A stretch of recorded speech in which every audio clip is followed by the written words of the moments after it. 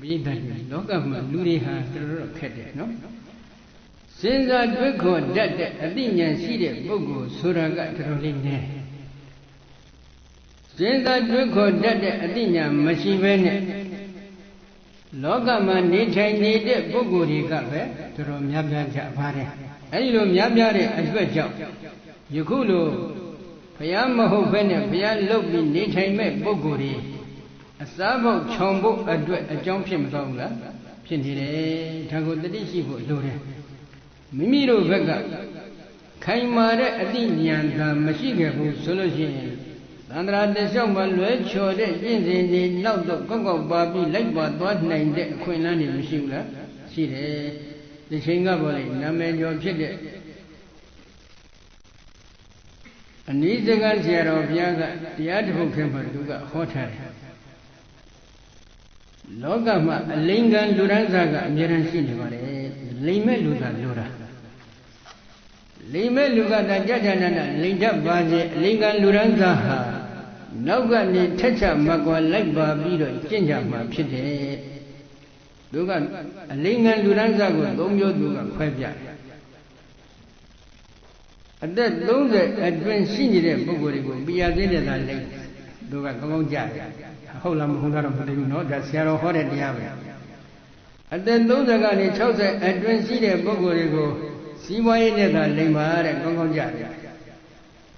စီးပွားရေးဒါလို့လို့ရှိရင်ဘာစီးပွားဖြစ်မယ်ပေါ့ခေါင်းကိုတပြက်ကလေးနဲ့တို့ပြလိုက်စီးပွားရေးကတိတ်တက်မယ်ဘုန်းကြီးကြည့်ရတော့မဟုတ်ပါဘူးပြီးနာမှာရှင်ဥပကုတ်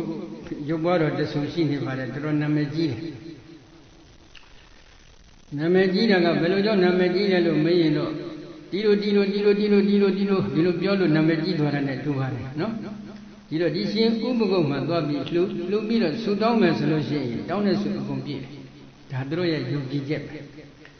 ဒီတော့ဒီနေ့မနစ်ကပဲထမတဲ့ဒကာကြီးတယောက်ကရှင်ဥပကုတ်ဆိုတာတကယ်ထင်ရှားရှိပါသလားဆိုပြီးတော့မေးတယ်ဒီတော့ဒီရှင်ဥပကုတ်ရာဇဝင်နဲ့ပတ်သက်လို့ဘုန်းကြီးတို့အတိအကျမသိပါဘူးသို့တော့စာဆောင်တစ်ခုမှချိန်ကဖတ်ခဲ့မှုပါတယ်ထေရဝါဒသာသနာတော်အတွင်းသို့ဒီရှင်ဥပကုတ်ကဘယ်ပုံဘယ်ပန်းဗတိလအဖြစ်ဝင်လာတယ်လို့မေးရင်တော့မဟာယာနကနေပြီးတော့ကုသလာတယ်လို့အဆိုရှိတယ်မဟာယာနကျမ်းဂန်များမှာတော့ဒီရှင်ဥပကုတ်အကြောင်းသာရှိပါတယ်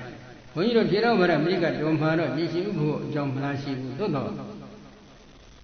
လွန်ခဲ့သောနှစ်ပေါင်း1900ဝန်းကျင်လောက်ကမௌဒ္ဓမခေတ်ဆိုကြစို့နော်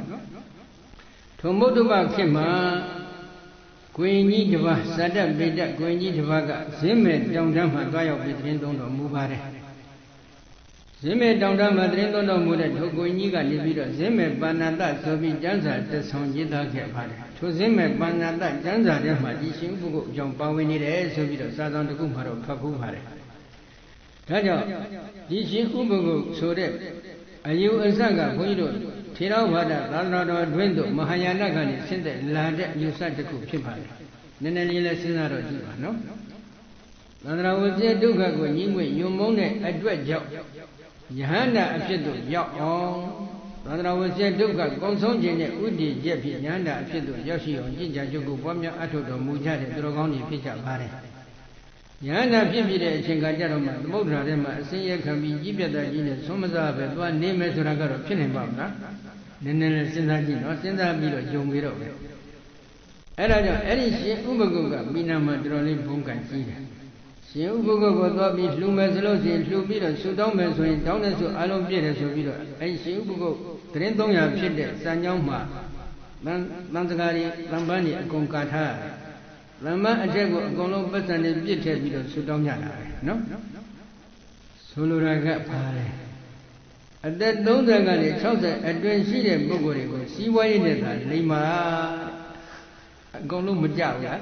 ကြားတယ်ဟုတ်တယ်မလားနောက်တစ်ခုအသက်60ကနေပြီးတော့အထက်အသက်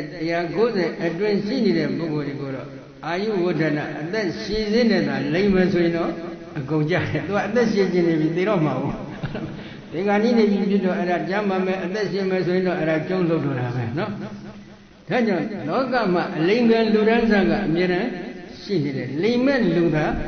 လူနေပါတယ်ဘာကြောင့်ဒီအလိမ်ခံလူရန်စားတွေကရှိနေကြရတယ်ရတဲ့သိတဲ့အတိဉာဏ်ကိုရရှိအောင် မကြိုးစားကြဘူးဒုက္ခသစ္စာဆိုတာကဘာသမုဒယသစ္စာဆိုတာကဘာဒီဒုက္ခသစ္စာကိုသိအောင်ဘယ်ပုံဘယ်ပတ်မဏိလအဖြစ်ကျင့်ကြံကြိုးကိုပွားများအထောက်ရမယ်ဒီသမုဒယသစ္စာတွေကိုသိအောင်ဘယ်ပုံဘယ်ပတ်မဏိလအဖြစ်သိအောင်ကြိုးစားအထောက်ရမယ်ဆိုတဲ့နိလန်ကောင်စနစ်တွေဟာဘုရားဟောဒေသနာတော်ပါဠိတော်တွေနဲ့အထက်ကရာတိကာတွေမှာတိတိကျကျရှင်းရှင်းလင်းလင်းဖွင့်ဆိုထားလျက်ရှိနေပါတယ်အဲ့ဒီဖွင့်ဆိုထားတဲ့ကျင့်စဉ်တွေကိုစနစ်တကျမကျင့်တဲ့ပုဂ္ဂိုလ်တွေအဖို့သူများတွေကလိမ်မယ်ဆိုလို့ရှိရင်တော့လိမ်လို့မကောင်းဘူးလားသင်ကောင်းတယ်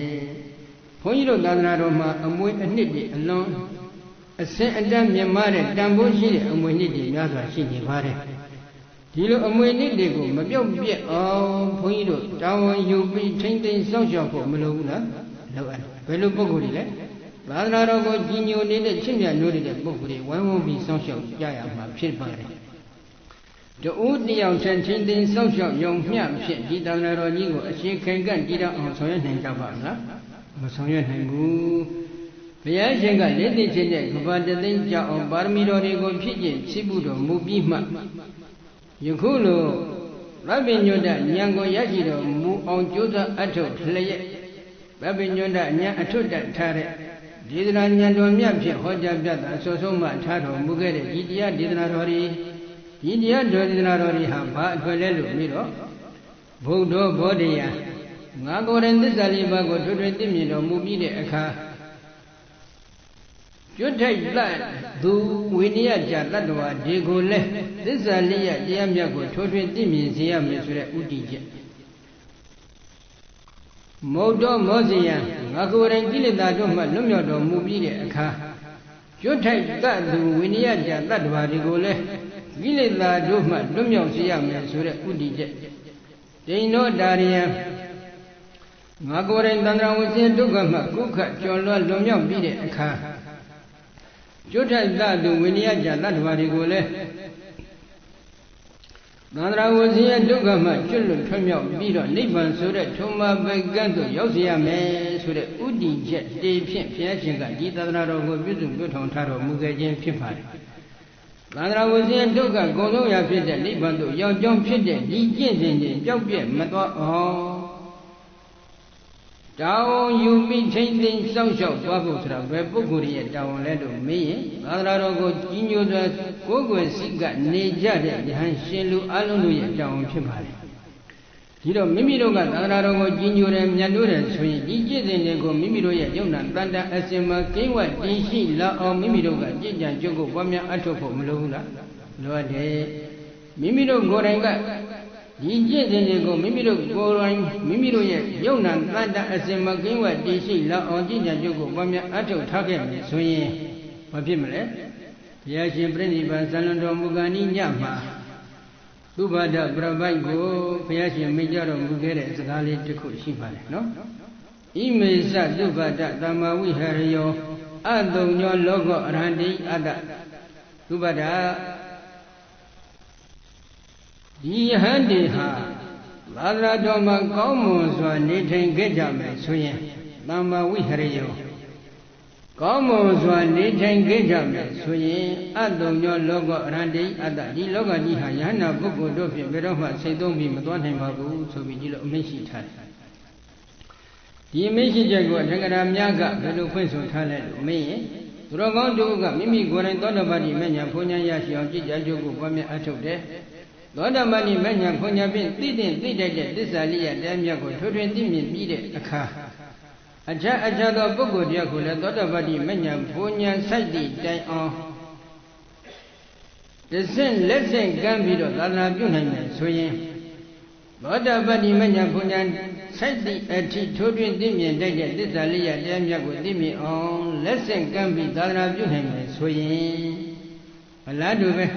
ပုဂ္ဂိုလ်တယောက်ကတက္ကရာဂမိမဉ္ဇဉ်ဘုံဉာဏ်သို့ဆက်ရောက်ခဲ့ပြီဆိုရင်အခြားသောသူတော်ကောင်းတို့ကိုလည်းတက္ကရာဂမိမဉ္ဇဉ်ဘုံဉာဏ်သို့ဆက်အောင်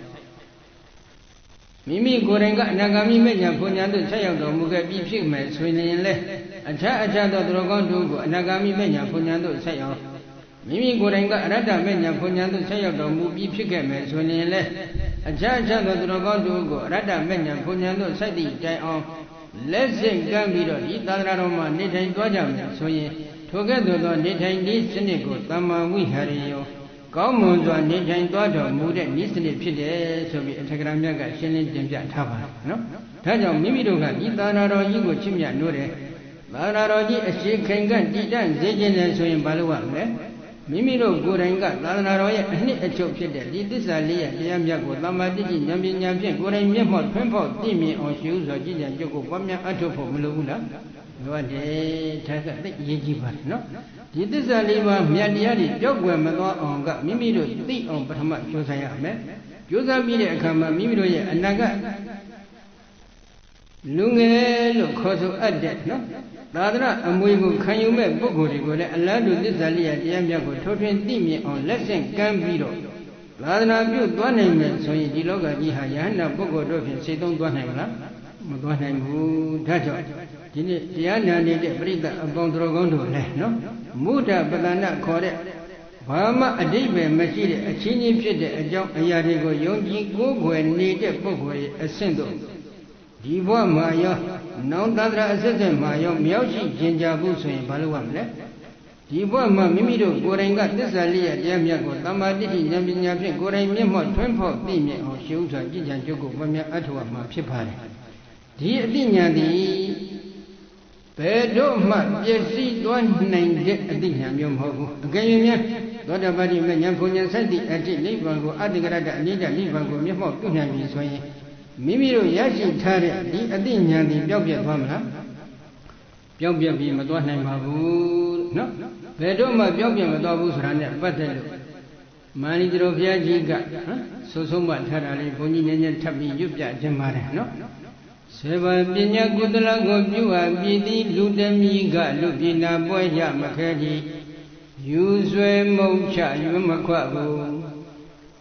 ဒါနသီလသမထဝိပဿနာအစဖြာတဲ့ကုသိုလ်ကြီးလုပ်ငန်းရတဲ့ပုံညကိရိယာဝတ္ထု10မျိုးရှိပါတယ်အားလုံးကြားဖို့ကြလိမ့်မယ်ထိုကောင်းမှုကုသိုလ်တွေ10မျိုးကိုစနစ်တကျကြည်ကြံကြုတ်ကိုပွားများအထောက်ထားပြီးဖြစ်တဲ့သူတော်ကောင်းတာမှန်ပါစေလူပြည်ကြိုက်တဲ့လူပြည်ရနိုင်တဲ့ကုဗမိသရမင်းတို့လို့ပေါ့နော်နတ်ပြည်ကြိုက်တဲ့နတ်ပြည်ရနိုင်တဲ့လူပြည်ကြိုက်တဲ့လူပြည်ကိုရရှိနိုင်ပါတယ်ဗြဟ္မပြည်ကြိုက်ရင်လည်းဗြဟ္မပြည်ကိုရရှိနိုင်ပါတယ်နော်ဆေဘပညာကုသလကိုပြုအပ်ပြီးသည်လူတမီကလူပြည်နာပွဲရမခဲသည်ယူဆွေမုတ်ချရွမခွဘူးယူဆွေမုတ်ချရွမခွဘူးဆိုတာအယူဝါဒဖောက်ပြန်ပျက်စီးသွားမှုဆိုတာမရှိတော့ဘူးမာမာဒိဋ္ဌိအယူကနေမိစ္ဆာဒိဋ္ဌိအယူတို့ပြောင်းလဲသွားမှုဆိုတာမရှိတော့ဘူးဘာကြောင့်လဲအတိတ်ကပြည့်စုံပြုထုံခဲ့တဲ့ဝိသဒနာဥပါဒသင်္ခါရကံဆိုတဲ့အကြောင်းတရားမှုရိယသစ္စာတရားတွေသင်္ချာဖြစ်ခြင်းကြောင့်အကျိုးခန္ဓာ၅ပါးဒုက္ခသစ္စာတရားတွေသင်္ချာဖြစ်ပုံကိုလည်းမိမိကိုယ်တိုင်ကသမ္မာဒိဋ္ဌိဉာဏ်ပညာဖြင့်ဖြစ်ဖို့သိမြင်ထားပြီးဖြစ်တဲ့အဝိသဒနာဥပါဒသင်္ခါရကံဆိုတဲ့အကြောင်းမှုရိယသစ္စာတရားတွေအကျွင့်အကြံမရှိကိုယ်စိမ်အောင်ခြုံငိမ့်သွားခြင်းကြောင့်အကျိုးခန္ဓာ၅ပါးဒုက္ခသစ္စာတရားတို့လည်းအကျွင့်အကြံမရှိကိုယ်စိမ်အောင်ခြုံငိမ့်သွားခြင်းဆိုတဲ့သဘောတရားကိုလည်းသမ္မာဒိဋ္ဌိဉာဏ်ပညာဖြင့်ကိုယ်တိုင်မျက်မှောက်ထွန်းဖောက်သိမြင်ထားပြီးဖြစ်အဲဒီလိုသိမြင်ထားပြီးတဲ့ပုဂ္ဂိုလ်တဦးကအယူဝါဒဖောက်ပြန်ပျက်စီးသွားမှုဆိုတာနောက်သန္တရာအဆက်ဆက်မှရှိနိုင်မလားမရှိနိုင်ဘူးဘာဖြစ်လို့လဲဒီသောတာပတိမဉ္ဇဉ်ဖြင့်ထိုးထွင်းသိမြင်ထားအပ်ပြီးဖြစ်တဲ့ဒီနိဗ္ဗာန်ဆိုတဲ့တရားတော်ချမ်းသာဒုက္ခကြီးရဲ့ပျက်စီးသွားမှုဆိုတာလည်းမရှိနိုင်ဘူးနိဗ္ဗာန်တရားတော်မြတ်ကိုထိုးထွင်းသိမြင်နေတဲ့သမ္မာဒိဋ္ဌိဉာဏ်ပညာရဲ့ပျက်စီးသွားမှုဆိုတာလည်းမရှိနိုင်ဘူးမရှိနိုင်တဲ့အတွက်နောက်နောက်သန္တရာခရီးမှာကြုံခဲ့ရင်သန္တရာခရီးဆိုတာဆက်ရရှိနေသေးတယ်ဆိုရင်အယူဝါဒရဲ့ဖောက်ပြန်ပြောင်းလဲသွားမှုဆိုတာလည်းရှိအောင်မလားမရှိတော့ဒီအသိဉာဏ်ကခင်ခန့်နေတယ်နော်ဒါသာသနာတော်တွင်မှာရရှိနိုင်တဲ့အသိဉာဏ်ပါဒါကြောင့်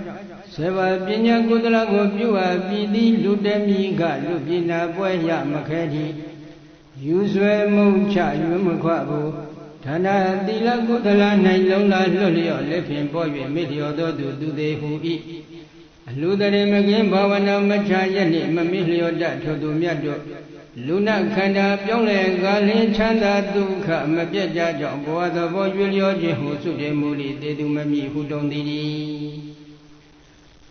ဘဝတွေတစ်ဘဝပြီးတစ်ဘဝပြောင်းလဲခြင်းနဲ့ပြောင်းလဲသွားပါစေသူတို့ရရှိထားတဲ့သစ္စာလေးရတရားမြတ်ကိုထွန်းထွန်းသိမြင်ထားတဲ့ဒီအတိညာရဲ့ဖောက်ပြန်ပြောင်းလဲသွားမှုဆိုတာလည်းမရှိနိုင်ဘူးသ သူတို့ရရှိထားတဲ့အာသင်္ကတအနိစ္စနိဗ္ဗာန်ဆိုတဲ့လောကုတ္တရာချမ်းသာဒုက္ခကြီးရဲ့ပျက်စီးသွားမှုဆိုတာလည်း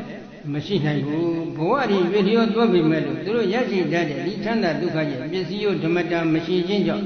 ထိုပုဂ္ဂိုလ်တွေဟာဘဝတစ်ခုမှတစ်ခုရွေလျောသွားတော်လဲအသက်သေးနေတဲ့ပုဂ္ဂိုလ်တွေမဖြစ်ဘဲရှင်နေတဲ့ပုဂ္ဂိုလ်တွေသာမြည်ပါတယ်ဆိုပြီးတော့ဒီလိုဘုရားရှင်ကသမ္မာဝရီမိဖုရားအမှုရှိနေတဲ့မိဖုရား900တို့သိချင်းပစ္စည်းတွေပွဲကိုအကြောင်းပြုပြီးဟောကြားတော်မူခဲ့ပါတယ်နော်ဒါကြောင့်ဒီနေ့တရားနာပရိသတ်အပေါင်းတော်ကောင်းတို့လည်းရှင်သူသေသူနှစ်ဦးအနက်ကသေသူများမဖြစ်ဘဲရှင်သူတွေဖြစ်အောင်သစ္စာလေးရတရားမြတ်ကို